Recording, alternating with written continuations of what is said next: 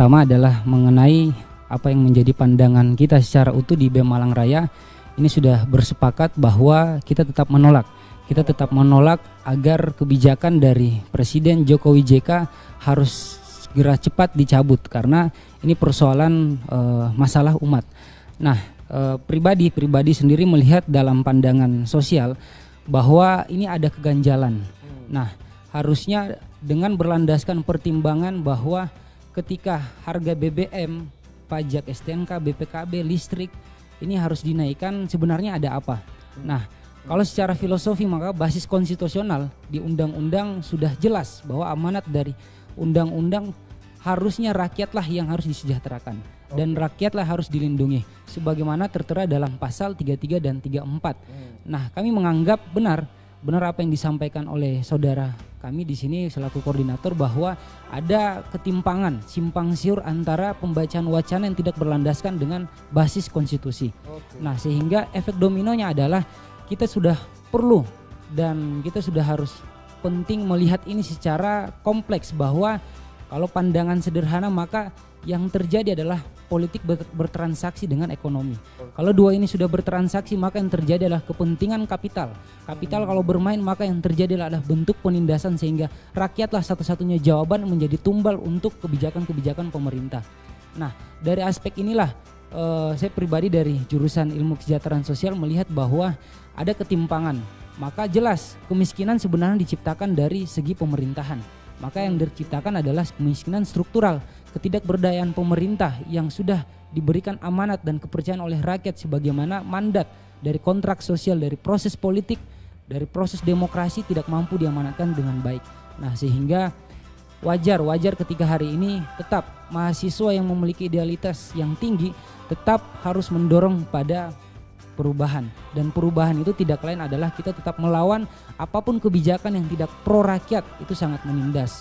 Nah, atau dugaan kita sebenarnya ada praduga apakah di tahun kemarin di akhir tahun kita melihat STNK, BPKB dan lain-lain ketika diurus itu gratis. Nah, tapi efek dominonya ketika di tahun awal ini kado terbaik rakyat Indonesia adalah dinaikkan. Nah, ini kan simpang siur. Masyarakat diberikan kebijakan yang sangat baik, tiba-tiba diberikan kebijakan yang sangat menindas. Maka kami lihat ini adalah sebagai kong kali kong dalam proses politik.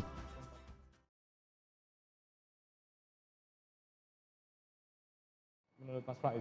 Ya, bagi saya tetap penyederhanaan makna dari BBM sebenarnya filosofi yang harus digunakan, negara harus wajib melindungi, mengayomi dan mesejahterakan masyarakat. Nah, wujud dari kebijakan BBM dari peraturan pemerintah nomor 60 tahun 2016 ini secara yuridis bagi kami cacat. Sehingga kemudian akan sangat berdampak pada ekonomi kerakyatan. Nah, apakah hari ini ketika kita memperdebatkan nawacita dan revolusi mental itu apakah satu konsepsi dengan kebijakan? Tentu tidak. Ini sangat bertentangan.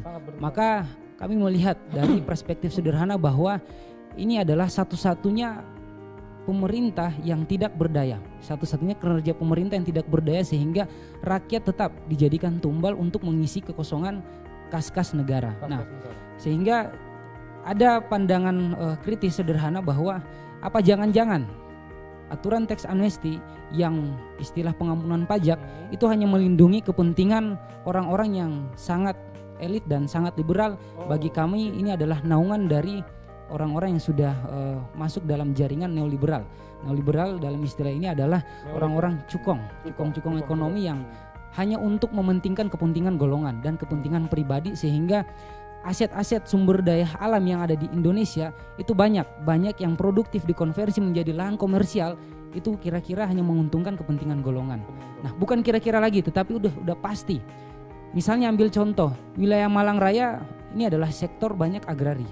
Nah, ketika sektor agrari dikembangkan maka masyarakat akan hidup berpuluhan-puluhan tahun sehingga dia mampu menciptakan lahan pertanian, mampu menciptakan lahan-lahan yang produktif, bukan menciptakan bangunan-bangunan besar yang digunakan untuk tempat-tempat di mana di situ berkumpulnya kaum-kaum hedon. Nah, bagi kami ini tidak realistis karena basis dari pembangunan harusnya dia melihat pada wujud masyarakat, lokal wisdomnya apa.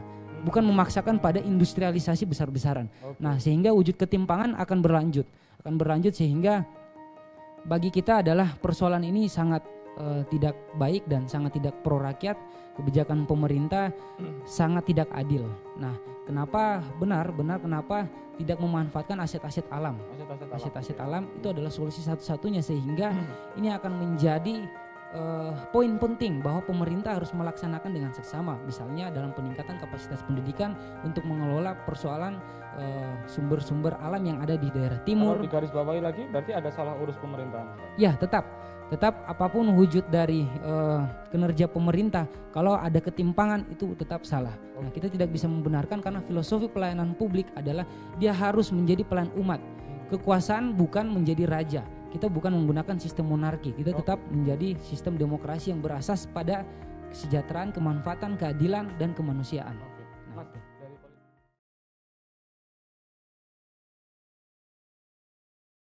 iya, sudah pasti akan ada konflik besar-besaran. Kalau pemerintah tidak berhati-hati dalam mengambil sebuah kebijakan ataupun keputusan yang memiliki dampak besar terhadap masalah umat di negeri ini. Nah, sehingga di Meksiko itu menjadi barometer sebenarnya. Barometer bahwa sudah ada peringatan. Negara ini sudah dalam keadaan darurat sehingga pemerintah tetap harus berhati-hati dalam mengelola aset sumber daya alam. Nah, konotasi sederhana adalah kenapa tidak saja memotong anggaran-anggaran yang tidak harus digunakan. Misalnya pengurangan anggaran ke luar negeri ataupun pengurangan anggaran-anggaran yang tidak berindikasi pada sektor pengembangan masyarakat, itu kan bisa dikurangi sehingga subsidi BBM tetap berjalan untuk rakyat kecil. Nah, itu kan solusi-solusi sederhana yang bisa digunakan sehingga kalkulasi pajak dia tidak akan menjawab persoalan ekonomi dan politik, tapi dia harus menjawab antara persoalan sosial, sehingga rakyatlah sebagai objek dari kebijakan ini. Bukan orang-orang yang kita anggap sangat elit. Mereka hanya menjadi bagi kami menjadi pemain yang sangat liar dan sangat bebas dimanapun dia berada, sehingga kami takut kalau negara sudah tidak mampu mengontrol hal-hal seperti ini, maka yang terjadi adalah pembiasan. Rakyat akan ditindas, negara bagaikan vampir yang menghisap rakyat. Pajak bersumber dari rakyat, semuanya bersumber dari rakyat, sehingga sudah tidak ada lagi aset bangsa. Nah, bagi kami sederhana adalah silahkan buat kebijakan apapun, yang penting punya landasan sosial yang kuat. Jangan sampai landasan politik, landasan hukum, landasan secara yuridis dan ekonomi ini yang menguasai konsep atau gagasan secara utuh dalam peraturan undang-undangan. Tapi harus melihat realitas, sehingga rakyatlah objek yang paling realistis untuk menjadikan sebuah undang-undang itu berlandaskan. Maka tetap amanat dari Undang-Undang Dasar 1945, wujudkan keadilan sosial bagi seluruh rakyat Indonesia, itu adalah alasan satu-satunya bahwa kita tetap menolak kebijakan yang dibuat oleh pemerintah karena ini sangat tidak pro rakyat. Nah, itu mungkin.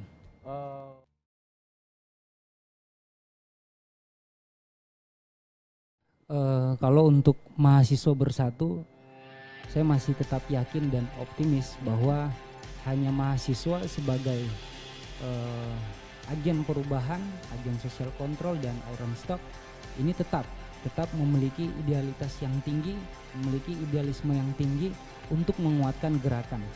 Nah, persoalan bersatu sebenarnya bisa dilakukan dengan cara bagaimana menghidupkan gerakan-gerakan yang pro terhadap rakyat. Nah, 98 menceritakan sejarah panjang bagaimana gerakan mahasiswa dari tahun 28 Budi Utomo yang kita kenal sampai pada 98 yaitu reformasi. Ini adalah bagian penting yang harus menjadi semangat, yang menjadi power kita untuk bergerak. Nah, kalau dulu memang benar, karena rezim yang sangat otoriter itu wajib ditumbangkan karena rakyat sangat ditindas dan rakyat sudah tidak bisa berbuat apa-apa lagi. Nah, namun pada hari ini mau persoalan bendera merah, kuning, hijau, kelabu mungkin kita harus tinggalkan. Mungkin ini akan menjadi pelangi.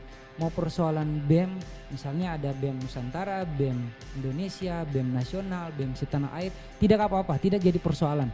Yang penting wujud gerakan adalah untuk rakyat. Jangan sampai berafiliasi dengan kepentingan politik, itu sangat hati-hati. Nah, kalau itu sudah itu dipakai, maka transaksi politik ketika terjadi, gerakan mahasiswa hanya mengikuti pada skala agenda-agenda aksi Di momentual. Malang sudah dibangun. Nah, Penyatuan gerakan. Untuk di Malang kita berkomitmen mau teman-teman yang masuk dalam golongan BEM SI, BEM-NUS, BEM Setanah Air, BEM Nasional, BEM PTM dan BEM-BEM lain sebagainya ataupun gerakan-gerakan aliansi dasar grassroots ini tetap berkomitmen. Apapun isu tentang pemerintah yang tidak pro rakyat tetap kita akan bersatu. Oke. Nah, kalau persoalan warna bendera mending kita tinggalkan. Lebih baik saya bawa nama orang tua saya sendiri aja deh. Itu kan lebih pantas. Oke.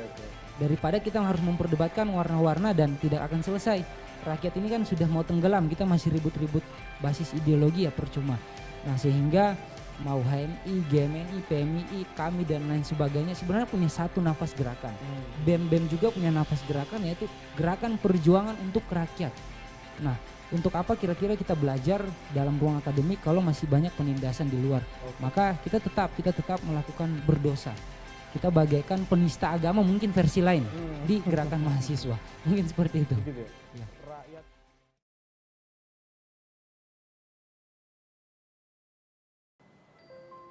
Untuk sikap dari BEM UMM sendiri tentang persoalan bangsa, maka secara yuridis kita melihat bahwa aturan nomor 60 tahun 2016 ini sudah cacat secara formil. Cacat hukum. Maka cacat hukum sehingga harus dicabut dan kembalikan ini pada prioritas rakyat. Nah, subsidi harus digunakan dengan baik. Nah, kemudian adalah negara harus hadir sebagai regulator yang baik, bukan menjadi regulator untuk membuat undang-undang itu melindungi orang-orang elit, sehingga hukum tidak dipandang tumpul ke atas dan tajam ke bawah. Dan ketiga adalah negara harus adil dalam mengambil sebuah keputusan. Dalam ini adalah skala prioritas adalah tetap untuk rakyat, bukan untuk pemodal, bukan untuk orang-orang yang elit, bukan orang-orang yang politis elit yang bermain dalam kekuasaan. Jangan sampai ini dilindungi. Sehingga sudah isu-isu hukum itu banyak korupsi yang ditangkap. Isu-isu politik banyak yang sudah dicerca, dimaki-maki oleh rakyat. Isu-isu sosial pun banyak dapat sanksi sosial. Tapi hari ini pun kita masih sesalkan isu HAM belum mampu diselesaikan secara baik. Nah, negara punya tanggung jawab ini. Maka kami ingin berpesan dari mahasiswa terhadap keadaan negara. Saya akan mengulas kembali apa yang menjadi pernyataan Wiji Tukul. Dia adalah sosok manusia yang berjuang dalam dunia gerakan, bahwa apabila rakyat sudah mulai diam itu tandanya negara dalam keadaan genting dan negara dalam keadaan darurat. Apabila omongan penguasa tidak boleh dibantah, maka penguasa harus berhati-hati. Itu artinya negara dalam keadaan terancam. Apabila omongan mahasiswa sudah turun ke jalan, maka bersiap-siaplah. Harus ada perubahan yang besar dalam negeri ini.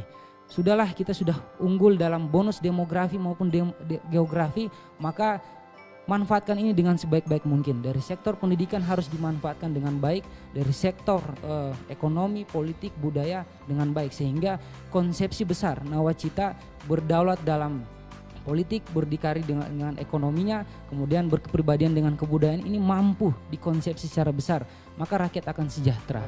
Nah, itu mungkin pandangan dari saya sebagai perwakilan Presiden Mahasiswa UMM. Terima kasih.